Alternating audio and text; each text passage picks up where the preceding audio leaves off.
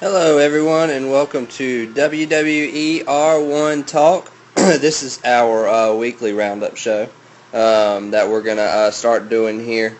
Just to kind of review all the news for the week, especially this week. We had a ton of news coming out of the WWE world.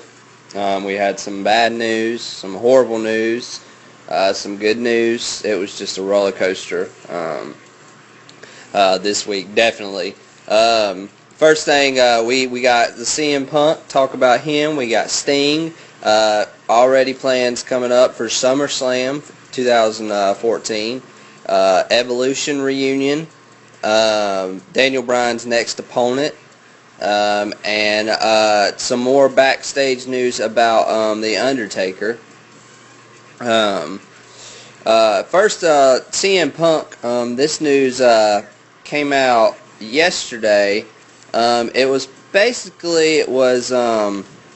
about Punk. The fact that he's still drawing a paycheck from WWE. The word a month ago was that he had pretty much voided his contract with them, thus obviously not drawing a paycheck from him anymore. But that's not the case. He is still drawing a paycheck from them. He is still getting merchandising checks, which for those of you who don't know, it means he gets a percentage of whatever CM Punk merchandise they sell. Which is odd to me because I know that they were kind of cutting back on The Rock's merchandise because The Rock also gets a percentage of his merchandise that's sold, and they didn't want to. They knew that they'd be writing The Rock kind of a large check around WrestleMania time. So that's why they didn't push his merchandise so much. But it's from people who were at WrestleMania said that they were pushing CM Punk merchandise pretty heavy, that's just weird to me that they would push merchandise for a guy that walked out, knowing that they would be giving him a percentage. I guess maybe they thought that they would sell a lot, so it wouldn't really matter. But that's just strange to me.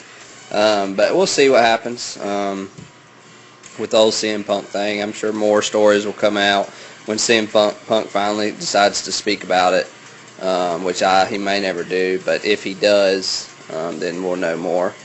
But then we got Sting. At the beginning of the week, the word was that Sting 100% had signed with the WWE. It was on Bleacher Report.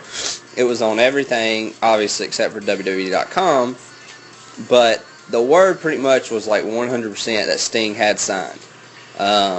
But yesterday it came out that Sting hasn't officially signed yet. WWE has sent the contract to him, but he hasn't returned it. But it's pretty much, they're saying that it's pretty much set in stone that he will sign. He just hasn't yet. There's no serious hold up or anything. We're just he's just waiting for I guess to sign it. Having his agent go over it, probably, stuff like that. His lawyer, whatever. But with that being said, I have no idea. There's no word on what they're going to use Sting as. Obviously, everybody thought before it was going to be Sting versus The Undertaker, but which this may still be the plan. Just because the streak's out of the match doesn't mean that won't be a good match. If anything, that'll make it more exciting because you won't know who's going to win.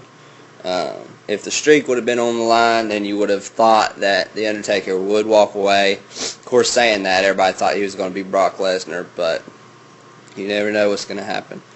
But yeah, that's it with the Sting so far. I'm sure more word will be coming out about that too when he officially does sign. I just hope that the WWE don't announce it like they did Hulk Hogan or Batista. It would be more memorable moment if he debuted without anybody knowing he was going to. At least when he was going to. But they probably want their ratings, so I'm sure that's what we'll get, is them telling us beforehand. And also, an interesting thing is the SummerSlam 2014 plans are already out, at least for Triple H. Penciled in at the moment is Roman Reigns versus Triple H, which will be a good match. I just hope if in the time being, they keep them two apart, so it makes it a better match. More surprised what'll happen and stuff. But yeah, that's, as of right now, that would be Triple H's SummerSlam match will be against Roman Reigns. I don't know if he'll be with the Shield at this time or if he will be by himself. But I do know that the WWE's plan is to keep the Shield together for a few more pay-per-views, so that's good. I don't want the Shield to break up. But also The Rock is scheduled to be at WrestleMania 30 as of right now. Obviously, those plans can change. But as of right now, he will be at WrestleMania 30. The question is who against. The original plan was for Brock Lesnar versus The Rock. That was actually for WrestleMania 30. But for WrestleMania 31, rather, is where The Rock is. They don't know if it's going to be. The plan is right now Brock versus The Rock. But that could change just because The Rock, he can't take the chance of getting injured in the Lesnar match with his movies. And as we all know, Lesnar is a pretty hard. He's pretty rough in the ring. So, but yeah, if that doesn't work, they're actually going to go for Cesaro versus Brock Lesnar, which we all saw coming once Cesaro became a Paul Heyman guy. But still, nonetheless, that'll be a good match too. Especially by then, Cesaro will be way more over than he is now. So yeah, that would help Cesaro out a whole lot. But then we got a possible Evolution reunion that is talked about being done at Extreme Rules. The Evolution versus the Shield. I guess Batista, Randy Orton, and Triple H versus the Shield. But this leaves out who will be facing Daniel Bryan. I don't see this happening solely because Batista and Randy Orton and Triple H are the main ones going for the title to get it from Bryan right now, so I don't see how they could be held up in a match like that. But also the Andre the Giant Memorial Battle Royal also is planned on being a annually thing done at WrestleMania. That could change, but as of right now, it's planned on being done at WrestleMania 31, which is cool. I would much rather have Money in the Bank, but hey, whatever. But also the New Age Outlaws will likely be off TV for a while. They might be done totally as far as wrestling, especially what happened to Billy Gunn.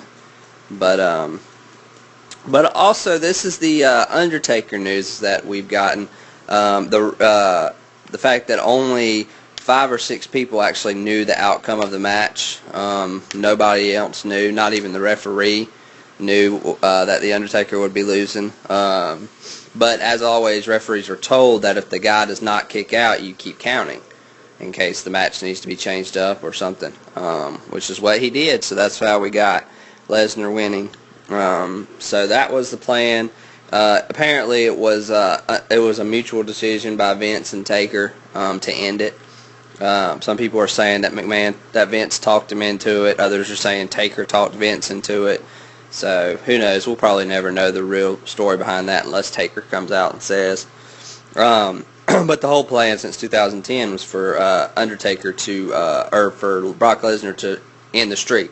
So they just pushed it back a few years. But yeah, that's our roundup for WWE news. I'm sure we might get some more news later today, which you can check up on our website, www.weare1.weebly.com. As always, it's always updated regularly with the latest breaking news within the WWE. Also, we have a new poll up now. How long will Daniel Bryan hold the championship? We got up till Payback, up till WrestleMania 31, up to Extreme Rules, which will be the next one, and up till SummerSlam. You can vote also at weare1.weebly.com/poll. We can, looks like as of right now, SummerSlam is the 100%. We have 25 votes, and it's been up for 20 minutes, and every single one of them have chose SummerSlam, which I can see that being a good one. I don't see him losing it any other time. I think SummerSlam he'll probably end up losing it to Batista. Hopefully not, but we'll see. But that does it for this week's episode of We Are One WWE. We Are One Talk. Hit us up on Twitter at WWER1 for all of your latest news, polls, and blogs.